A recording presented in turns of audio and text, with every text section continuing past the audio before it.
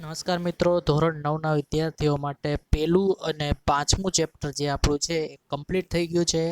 સ્વાધ્યાય પોથીમાં ઉતારી પણ લેવાનું છે અને આજે આપણે ચાલુ કરવાનું છે ફિઝિક્સનું ચેપ્ટર છે ગતિ. આઠમું ચેપ્ટર જે આપણું છે ગતિ. હવે ગતિ આપણે જાણવું હોય તો એના માટે પહેલાં આપણે તો નિર્દેશ ફ્રેમ ઓફ રેફરન્સ જેને કહેવામાં આવે છે એ આપણે નક્કી કરવું પડે. કેવી રીતે? તો કે કોઈ એક બિંદુ કે વસ્તુની સાપેક્ષ એટલે કોઈ એક બીજાની સાપેક્ષે સંદર્ભ બિંદુ લેવું પડે. આ સંદર્ભ બિંદુને નિર્દેશ ફ્રેમ કહેવામાં આવે છે. જેમ આપણે કહીએ ગતિ સાપેક્ષ ખ્યાલ છે. હું એમ કહું છું કે ભાઈ કોઈ છોકરો છે એ દોડે છે, તો કોઈ છોકરો દોડે છે એ દોડે ક્યારે કહી શકાય? તો કે આપણે સ્થિર હોઈએ ત્યારે, એટલે આપણી સાપેક્ષે એ દોડે છે. આપણે એમ કહી શકીએ કે છોકરો દોડે છે પણ એ આપણે કોકની સાપેક્ષે આપણે આપણી સાપેક્ષે એને બોલીએ છીએ. એમ ગતિ એ શું છે? તો કે સાપેક્ષ ખ્યાલ છે. એમ ગતિને દર્શાવવા માટે કેની જરૂર પડે? નિર્દેશ ફ્રેમ, જેને આપણે સંદર્ભ બિંદુ પણ કહી શકીએ. એક્ઝામ્પલ તરીકે મારે કેવું હોય કે કોળાઈ પુલથી ભુજ જવું છે. કોળાઈ પુલથી ભુજ જવું છે તો કોળાઈ પુલ આપણું શું થશે? સંદર્ભ બિંદુ થશે કે મારે ભાઈ કોળાઈ પુલથી જવું છે. હું એમ કહું કે મારે માંડવીથી ભુજ જવું છે તો માંડવીથી મારે ભુજ જવું છે. આપણું સ્ટેશન તો ભુજ ને ભુજ જ રહી છે, પણ પોઈન્ટ જે બદલાય છે, કોળાઈ પુલથી હવે માંડવી થઈ ગયું, તો એ આપણે એને સંદર્ભ બિંદુ આપણે લઈ શકીએ. એટલે આપણે કહીએ કે ભાઈ માંડવીથી સ્કૂલ છે 5 કિલોમીટર દૂર છે, તો માંડવી છે આપણું સંદર્ભ બિંદુ થાય અને ત્યાંથી 5 કિલોમીટર દૂર આપણી સ્કૂલ આવેલી છે એ આપણું તો કે પોઈન્ટ થશે કે જ્યાં આપણે જવું છે. આમ કોઈ પણ વસ્તુ હોય એનું સ્થાન મારે દર્શાવવું હોય, સ્થાન દર્શાવવા માટે હંમેશા સંદર્ભ બિંદુની જરૂર પડે અને એ જ સંદર્ભ બિંદુને આપણે શું કહી શકીએ? તો કે ઉગમ બિંદુ કહી શકીએ. ધ્યાન રાખો, કોઈ પણ વસ્તુને દર્શાવવી હોય તો એના માટે ફરજિયાત પડે તમારે સંદર્ભ બિંદુ ઇન્ડિકેટ કરવું પડે. હું એમ કહું પેલી વસ્તુ ત્યાં પડેલી છે, તો ત્યાં પડેલી છે એનો મતલબ શું થયો? તો કે મારાથી આટલા અંતરે ત્યાં મારે હું એમ કહું કે ભાઈ અહીંયાથી કોઈ એક બેન્ચીસ છે 2 કિલોમીટર દૂર છે, મારી બાજુથી કોઈ બેન્ચીસ છે 2 કિલોમીટર દૂર છે, 2 મીટર દૂર છે. તો એમ કહું મારાથી એટલે કે હું જે પોઈન્ટ ઉપર ઉભેલો છે એ મારું સંદર્ભ બિંદુ કહેવાય અને મારાથી 2 મીટર દૂર છે એટલે 2 મીટર જેટલું અંતર છે અને પછી બેન્ચીસ આવેલી છે. બેન્ચીસ નું મારે સ્થાન બતાવવું છે, તો એ સ્થાન બતાવવા માટે મારે પોતાનો સાપેક્ષ લેવું પડે એટલે મારી સાપેક્ષે હું કોઈ વસ્તુને કહી શકું. તો તમને ખ્યાલ આવી ગયો હશે કે ભાઈ કોઈ પણ વસ્તુને દર્શાવવા માટે હંમેશા સાપેક્ષ એનું સ્થાન બતાવવું પડે, એટલે કે સંદર્ભ બિંદુ એનું બતાવવું પડે, જેને આપણે ઉગમ બિંદુ કહી શકીએ. હવે તમારો પહેલો ટોપિક છે સુરેખ પથ ઉપર ગતિ. તો અહીંયા આગળ મેં એક સંખ્યા નિરૂપણ કરેલું છે જેની અંદર 0 થી લઈ અને 40 કિલોમીટર સુધીનો અહીંયા મેં ગ્રાફ બતાવેલો છે, જેમાં બિંદુ મેં નક્કી કરેલા છે ABCD. જેમાં 0 ઉપર A આપેલો છે, 20 ઉપર B આપેલું છે, 30 ઉપર C આપેલું છે અને 40 ઉપર D આપેલું છે. તો એ જ વસ્તુ મેં અહીંયા આગળ ફરી પાછી બતાવેલી છે. તો એમાં મારે અંતર નક્કી કરવું છે. ચલો તો એના અંતર કેમાં મપાય? મીટર અથવા તો કિલોમીટરમાં. મીટર એનો મૂળભૂત એકમ છે, કિલોમીટર એનો મોટો એકમ થાય. તો 0 થી લઈ અને 5, 10, 15, 20, 25, 30, 35 અને 40 એમ ABCD બિંદુ A 0 ઉપર, B 20 ઉપર, C છે 30 ઉપર અને D 40 કિલોમીટર ઉપર આપણે ઇન્ડિકેટ કરેલું છે. તો હવે મારે અંતર માપવું છે, તો ચાલો A થી B સુધીનું અંતર કેટલું થશે આપણને ખ્યાલ આવે. કેટલું થશે? તો કે 0 થી લઈને 20 સુધી એટલે 20 કિલોમીટર. B થી C સુધીનું અંતર, B છે 20 ઉપર છે અને C છે 30 ઉપર છે, તો 20 થી આપણે ગણીએ તો એને 0 ઇન્ડિકેટ કરવું પડે. તો 0 થી કેટલું થશે? 10 કિલોમીટર, અથવા તો એમ ખબર ન પડે તો 30 માંથી 20 બાદ કરો, કેટલા આવશે? 10 કિલોમીટર. A થી C સુધીનું અંતર આપણે માપવું છે, તો A થી આપણે ગણીએ તો કેટલું થશે? 30 કિલોમીટર જેવું થશે. અને B થી D આપણે માપવું છે, B થી D એટલે B 20 ઉપર છે અને D 40 ઉપર છે, તો 40 માઇનસ 20 કરશો તો પણ આન્સર મળી જશે, અથવા તો B ને તમે 0 ધારી લ્યો અને પછી ગણતરી કરો તો પણ તમને 20 કિલોમીટર મળશે. તો અહીંયા એક વસ્તુ તમને ખ્યાલ આવ્યો કે ભાઈ ગમે ત્યારે આપણે માપીએ છીએ, કદાચ ને હું C થી B માપું, C થી B માપું તો પણ કેટલું થશે? 30 માઇનસ 20 કેટલું થશે? 10 જ કિલોમીટર થશે. તો કોઈ પણ અંતર હું લઉં છું એ હંમેશા મૂલ્ય કેવા મળે? ધન જ મૂલ્ય મળે. એટલે આપણે કહી શકીએ અંતર હંમેશા ધન જ હોય. ધ્યાન રાખવાનું, અંતર હંમેશા ધન જ હોય.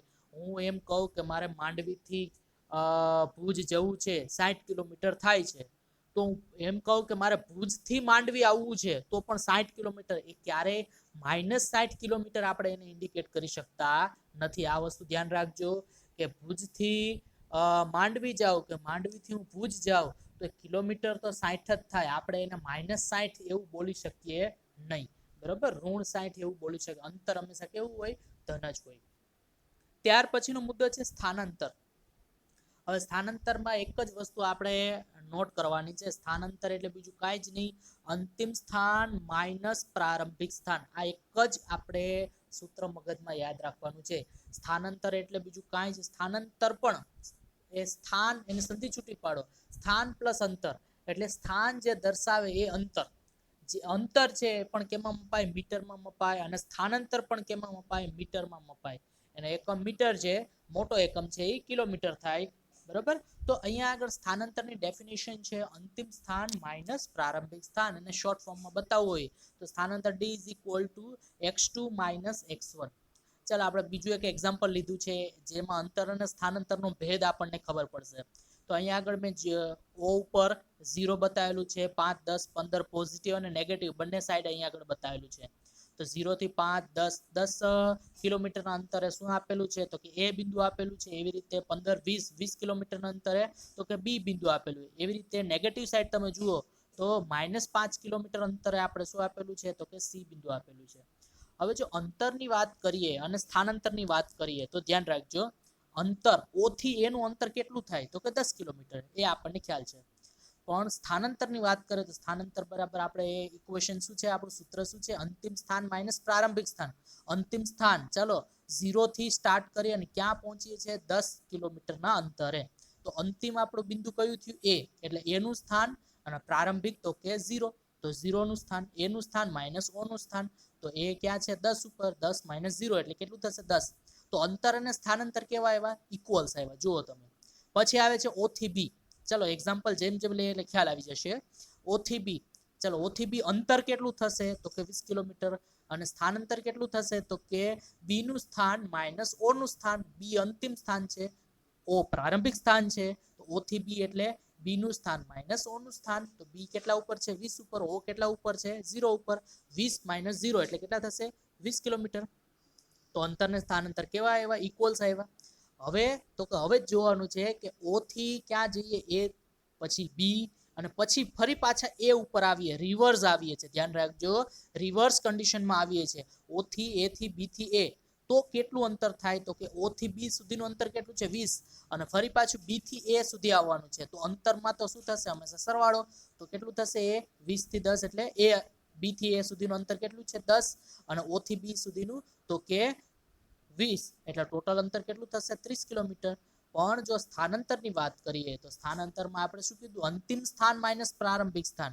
હવે આપણે ગતિ કરીએ છીએ તો ગતિ ક્યાંથી ક્યાં સુધી કરીએ? O થી A થી B થી A. તો અંતિમ સ્થાન આપણું કયું થયું? A. તો A માઇનસ A નું સ્થાન માઇનસ O નું સ્થાન. A કેટલા ઉપર છે? 10 માઇનસ 0, તો કેટલું થશે? 10. તો હવે તમે અહીંયા ભેદ ખબર પડી ગયા હશે કે ભાઈ અંતરમાં તો વધારો થાય પણ સ્થાનાંતર ઘટી શકે. પહેલા અંતર કેટલું હતું?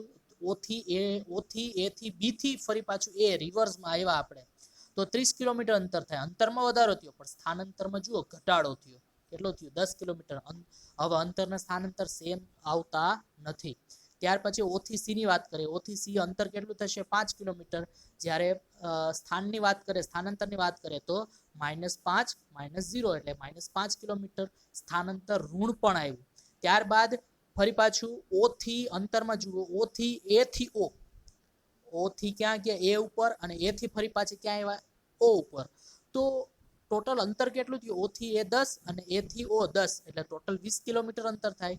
પણ સ્થાનાંતરની વાત કરીએ તો ફરી પાછા જ્યાંથી ચાલુ કર્યું હતું O થી A સુધી અને A થી ફરી પાછું O સુધી, તો સ્થાનાંતર કેવું? તો કે A ને એ જ સ્થાન ઉપર ફરી પાછા, તો અંતિમ સ્થાન એ જ, પ્રારંભિક સ્થાન પણ એ જ. તો 0 માઇનસ 0 એટલે શું થશે?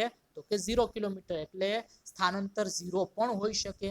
જો ધ્યાન રાખજો, સ્થાનાંતર ધન પણ હોઈ શકે, ઋણ પણ હોઈ શકે અને 0 પણ હોઈ શકે. એવી જ રીતે O થી A થી C ની વાત કરીએ તો O થી A કેટલું છે 10 કિલોમીટર અને C કેટલું થશે તો કે 10 અને 5 25 કિલોમીટર જેવું થશે ત્યાં આગળ O થી A થી C કેટલું થશે 25 કિલોમીટર અંતર પણ સ્થાનાંતરની વાત કરીએ તો સ્થાનાંતર અંતિમ સ્થાન શું છે C પ્રારંભિક સ્થાન શું છે તો K0 તો -50 એટલે કેટલા થશે -5 કિલોમીટર આમ તમે જોઈ શકો કે ભાઈ કોઈ પણ કન્ડિશનમાં બરાબર અંતર હંમેશા કેવું રહેશે ધન જ રહેશે જ્યારે સ્થાનાંતર ધન પણ હોઈ શકે ઋણ પણ હોઈ શકે અને ઝીરો પણ હોઈ શકે આ ધન ઋણ અને ઝીરો સ્થાનાંતર થાય છે ક્યારે થાય તો કે દિશા બદલે તો શું થયું દિશા બદલે તો જ એમાં મૂલ્યમાં ફેરફાર થાય બાકી જો સેમ ડાયરેક્શનમાં જઈએ બરાબર અહીંયા આગળ જે પેલું એક્ઝામ્પલ લીધું O થી A અને O થી B તો અંતરને સ્થાનાંતરના મૂલ્ય કેવા આવતા હતા સરખા આવતા હતા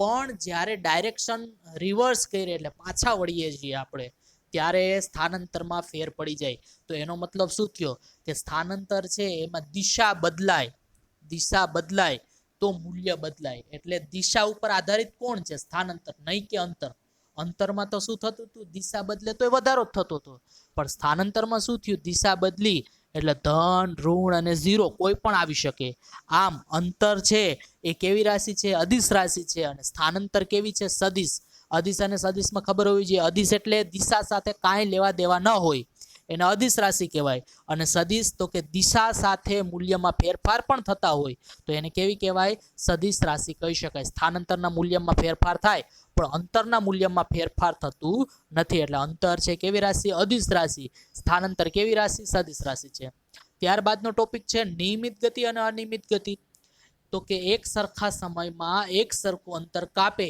તો આવી ગતિને કહેવાય નિયમિત ગતિ પણ જો એક સરખા સમયમાં અલગ અલગ જુદું મૂલ્ય આપણે આવતું હોય અંતરનું તો એને આપણે અનિયમિત ગતિ કહી શકાય ઉદાહરણ જે તમને 8.1 આપેલું છે એની અંદર જુઓ એક જ સમયની અંદર 9:30 થી 9:45 9:45 થી 10 10 થી 10:15 10:15 થી 10:30 10:30 થી 10:45 અને 10:45 થી 11 આ સમયગાળો તમે જુઓ તો 15 મિનિટનો ગાળો છે તો 15 મિનિટની અંદર એ વસ્તુ દ્વારા કાપેલ અંતર જુઓ અને બી વસ્તુ દ્વારા કાપેલ અંતર જુઓ ઉદાહરણ 8.1 તો એ વસ્તુ દ્વારા કાપેલ અંતર જુઓ 15 મિનિટમાં પહેલા ગાળામાં 9:30 થી 9:45 કેટલું અંતર 10 થી 20 કાપે પછી 9:45 થી 10 કેટલું કાપે 20 થી 30 કાપે તો દરેકમાં જુઓ તમે 10 થી 20 અંતર 10 કિલોમીટર અંતર કાપે 20 થી 30 ફરી પાછું 10 કિલોમીટર અંતર કાપે 30 થી 40 ફરી પાછું 10 કિલોમીટર અંતર કાપે 40 થી 50 ફરી પાછું 10 કાપે 50 થી 60 ફરી પાછું 10 આમ તમે જુઓ નિશ્ચિત સમયની અંદર એક સરખા સમયની અંદર એક જ સરખું અંતર 10 કિલોમીટર અંતર એ કાપે છે જ્યારે બી નું અંતર તમે જુઓ 12 થી 19 19 થી 23 23 થી 35 35 થી 37 37 થી 41 ને 41 થી 44 એ અલગ અંતર કાપે એના અંતરમાં તો કે વધારો ઘટાડો થાય છે તો એ કેવી ગતિ કહી શકાય અનિયમિત ગતિ કહી શકાય ખ્યાલ આવી ગયો તમને નિયમિત ગતિ અને અનિયમિત ગતિ ત્યારબાદ આવે છે સરેરાશ ઝડપ જેને વી વડે સ્મોલ વી વડે ઇન્ડિકેટ કરાય ધ્યાન રાખજો સ્મોલ વી વડે હવે એની વ્યાખ્યા છે સરેરાશ ઝડપની શું કહી શકાય વસ્તુએ કાપેલ કુલ અંતર અને એ અંતર કાપવા માટે લાગતા સમયના ગુણોત્તર એટલે ભાગાકાર એના ગુણોત્તરને શું કહી શકાય સરેરાશ ઝડપ v બરાબર શું લખાય s/t s એટલે કુલ અંતર વસ્તુએ કાપેલું કુલ અંતર અને એના માટે લાગેલો સમય એટલે t તો એનો એકમ થાય અંતરના છેદમાં સમય અંતર કેમાં મપાય મીટરમાં સમય કેમાં મપાય સેકન્ડમાં તો મીટર પ્રતિ સેકન્ડ તો વેગનો એકમ શું થશે ઝડપનો એકમ શું થશે મીટર પ્રતિ સેકન્ડ હવે સરેરાશ ઝડપ છે અદિશ રાશિ છે શું કામ તો કે ઝડપ છે એ અંતર ઉપર આધાર રાખે છે ધ્યાન રાખજો ઝડપ છે કેના ઉપર અંતર ઉપર આધાર રાખે છે ત્યારબાદ બીજું છે સેમ એ જ વસ્તુ છે સરેરાશ વેગની વાત આવે સરેરાશ વેગ છે એ કેવી રાશિ છે સદિશ રાશિ એટલે ઉપર તીર વડે આપણે બતાવેલું છે સરેરાશ વેગ બરાબર ડેફિનેશન દેવી તો દઈ શકાય પ્રારંભિક વેગ પ્લસ અંતિમ વેગ ધ્યાન રાખજો પ્રારંભિક વેગ પ્લસ અંતિમ વેગ ડિવાઈડ બાય 2 એવરેજ વેલ્યુ છે એટલે સરાસરી છે સરાસરી એટલે કેટલા વેગના મૂલ્ય છે 2 પ્રારંભિક અને અંતિમ બેયનો સરવાળો ડિવાઈડ બાય 2 સરાસરી લીધી છે પ્રારંભિક વેગને u વડે બતાવાય અંતિમ વેગને v વડે બતાવાય તો u + v ડિવાઈડ બાય 2 આનો પણ એકમ શું થાય? મીટર પ્રતિ સેકન્ડ. સરેરાશ વેગ કેવી રાશિ છે? સદિશ રાશિ. કેમ કે વેગ કેના ઉપર આધાર રાખે છે?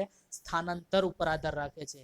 એટલે ખાસ ધ્યાન રાખજો, સરેરાશ ઝડપ છે એ કેવી રાશિ છે? અદિશ રાશિ. સરેરાશ વેગ કેવી છે? સદિશ રાશિ. સરેરાશ ઝડપ છે એ કેના ઉપર? અંતર ઉપર આધાર રાખે. સરેરાશ વેગ કેના ઉપર? સ્થાનાંતર ઉપર આધાર રાખે છે. એના ઉપરથી તમારે દાખલા આપેલા છે, એ દાખલાની અંદર જુઓ તો કે 8.1 જુઓ, જે સરેરાશ ઝડપનો દાખલો આપેલો છે કે એક વસ્તુ 4 સેકન્ડમાં 16 મીટર અંતર કાપે છે, ત્યારબાદ 2 સેકન્ડમાં બીજું 16 મીટર અંતર કાપે છે, તો આ વસ્તુની સરેરાશ ઝડપ કેટલી? તમને એવું કીધું છે સરેરાશ ઝડપ કેટલી. પેલી 4 સેકન્ડમાં કેટલું અંતર કાપે? 16. અને બીજી 2 સેકન્ડમાં કેટલું અંતર કાપે? 16. તો ટોટલ અંતર કેટલું થયું? તો કે 16 + 16 કેટલું થશે? 32 મીટર જેટલું. અને એના માટે લાગેલો સમય કેટલો? તો કે ટોટલ સમય કેટલો થાય? પેલી 4 સેકન્ડ, બીજી 2 સેકન્ડ, ટોટલ સેકન્ડ કેટલી થઈ? 6 સેકન્ડ. આપણે સરેરાશ ઝડપનું સૂત્ર તમને આપેલું છે, શું છે? સરેરાશ ઝડપ બરાબર વસ્તુએ કાપેલ કુલ અંતર અને એના માટે લાગેલો સમય. તો કાપેલ કુલ અંતર કેટલું થયું? 32. અને સમય કેટલો લાગે છે? 6. તો 32/6 એટલે કેટલું થશે? 5.33 એકમ શું થાય? મીટર પ્રતિ સેકન્ડ. તો આ કેના સરેરાશ ઝડપ આવી રીતે ફાઇન્ડ થઈ શકે. સરેરાશ વેગની વાત કરીએ જ્યારે, તો સરેરાશ વેગ માટે ઉદાહરણ 8.2 જુઓ. શું કહે? મુસાફરીના પ્રારંભના સમયે, મુસાફરી પ્રારંભ એટલે શરૂઆતનું કીધું છે, શરૂઆતના સમયે કારના ઓડોમીટરનું અવલોકન. ઓડોમીટર એટલે બીજું કાંઈ જ નહીં કે જે સ્પીડ કિલોમીટર તમને બતાવતું હોય. ઓડોમીટરનું અવલોકન શું છે? તો કે 2000 કિલોમીટર છે. અને મુસાફરીના અંતમાં એટલે લાસ્ટમાં છેલ્લે 2400 કિલોમીટર. ટોટલ અંતર કેટલું કાપ્યું એને? તો કે 2400 - 2000 એટલે કેટલા? 400 કિલોમીટર જેટલું અંતર કાપ્યું. હવે આ મુસાફરી દરમિયાન લાગતો સમય 8 કલાક છે. 8 અવર, અવર એટલે કલાક, 8 કલાક છે. તો કારની સરેરાશ ઝડપ કિલોમીટર પ્રતિ અવરમાં અને મીટર પ્રતિ સેકન્ડમાં. કિલોમીટર પ્રતિ અવર છે એ મોટો એકમ કહેવાય વેગનો, અને મીટર પ્રતિ સેકન્ડ છે એ તો કે નાનો એકમ કહેવાય. તો મીટર પ્રતિ સેકન્ડમાં ને કિલોમીટર પ્રતિ અવર બેયમાં આપણે કેલ્ક્યુલેટ કરવાનું છે. ચાલો અહીંયા આગળ જુઓ, સરેરાશ વેગની વ્યાખ્યા આપણને ખ્યાલ છે. શું છે સરેરાશ વેગની વ્યાખ્યા? તો કે સરેરાશ વેગ બરાબર પ્રારંભિક વેગ પ્લસ અંતિમ વેગ ડિવાઈડ બાય 2. એટલે કે v એવરેજ બરાબર u + v ડિવાઈડ બાય 2. તો પ્રારંભિક વેગ કેટલું? અહીંયા આગળ અંતર કેટલું થાય ટોટલ? તો કે 2400 - 2000 કિલોમીટર. તો કેટલા છે? 400 કિલોમીટર. એના માટે સમય કેટલો લાગે? તો કે 8 કલાક. તો વેગ બરાબર શું લખી શકાય? s/t. તો 400/8 એટલે કેટલું થશે? 50 કિલોમીટર પ્રતિ કલાક. હવે આ આપણે આન્સર મળ્યો એ કેવો મળ્યો? સરેરાશ ઝડપનો મળ્યો. સરેરાશ ઝડપ બરાબર શું લખાય? કિલોમીટર પર અવરમાં આપણે આન્સર મળ્યો છે સરેરાશ ઝડપ. v average = s/t. 400/8 એટલે 50 કિલોમીટર. એ મોટા એકમમાં મળે. આપણે એને શું કરવાનું છે? નાના એકમમાં કન્વર્ટ કરવાનું છે. તો કિલોમીટર પ્રતિ અવરને આપણે કેના વડે? તો કે 1000. 1 કિલોમીટર એટલે કેટલા મીટર થાય? 1000 મીટર. અને 1 કલાક એટલે કેટલા સેકન્ડ થાય? 3600 સેકન્ડ.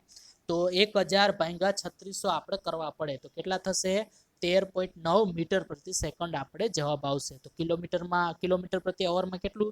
50 કિલોમીટર પ્રતિ અવર. અને મીટર પ્રતિ સેકન્ડમાં 13.9 મીટર પ્રતિ. આ બે એક જ જવાબ કહેવાય. એકમ ફરે એટલે જવાબ ફરી જાય. આ ધ્યાન રાખજો.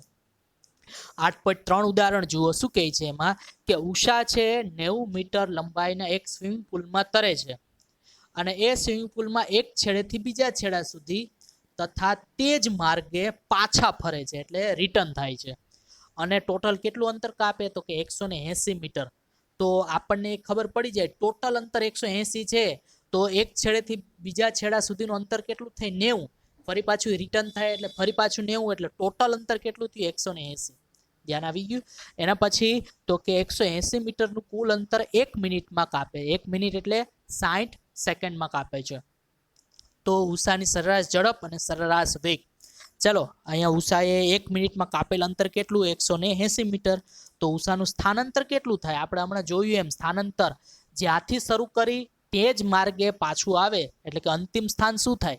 તો કે ઉષા શું કરે છે? એક છેડેથી ચાલુ કરે, બીજા છેડે પહોંચે છે, ફરી પાછું રિટર્ન આવી અને જ્યાંથી ચાલુ કર્યું ત્યાં જ પાછું પહોંચે છે. તો સ્થાનાંતર શું? તો કે અંતિમ સ્થાન - પ્રારંભિક સ્થાન. તો સ્થાનાંતર તો શું થાય? 0 થશે. સ્થાનાંતર કાંઈ જ હશે નહીં. તો સ્થાનાંતર 0 પણ અંતર કેટલું કાપે છે 180 કિલોમીટર. તો સરેરાશ ઝડપ બરાબર શું લખી શકાય અંતરના છેદમાં સમય એટલે કાપેલ કુલ અંતર ડિવાઈડ બાય સમય. કેટલું અંતર કાપે 180 ડિવાઈડ બાય સમય કેટલો લે 1 મિનિટનો. તો મીટર પ્રતિ સેકન્ડમાં આન્સર કેટલો થશે મીટર પ્રતિ સેકન્ડમાં આ મિનિટમાં છે તો એને સેકન્ડમાં 1 મિનિટ બરાબર કેટલા 60 સેકન્ડ. તો 60 સેકન્ડ મલ્ટીપ્લાય કરો 6 તેરી 18 એટલે 3 મીટર પ્રતિ સેકન્ડનો એનો આન્સર આવશે. સરેરાશ વેગની વ્યાખ્યા સરેરાશ વેગ બરાબર શું લખી શકાય તો કે સ્થાનાંતરના છેદમાં સમય. ધ્યાન રાખજો ઝડપ બરાબર તો કે અંતરના છેદમાં સમય અને વેગ બરાબર સ્થાનાંતરના છેદમાં સમય. તો સ્થાનાંતર કેટલું છે 0. 0 ના છેદમાં 60 સેકન્ડ કરો તો શું આવશે 0 જ આવશે. એટલે સરેરાશ ઝડપ કેટલી છે 3 મીટર પ્રતિ સેકન્ડ પણ વેગ સરેરાશ વેગ કેટલો છે 0 મીટર પ્રતિ સેકન્ડ. તો આ તમને ખ્યાલ આવી ગયો હશે ઉદાહરણમાં.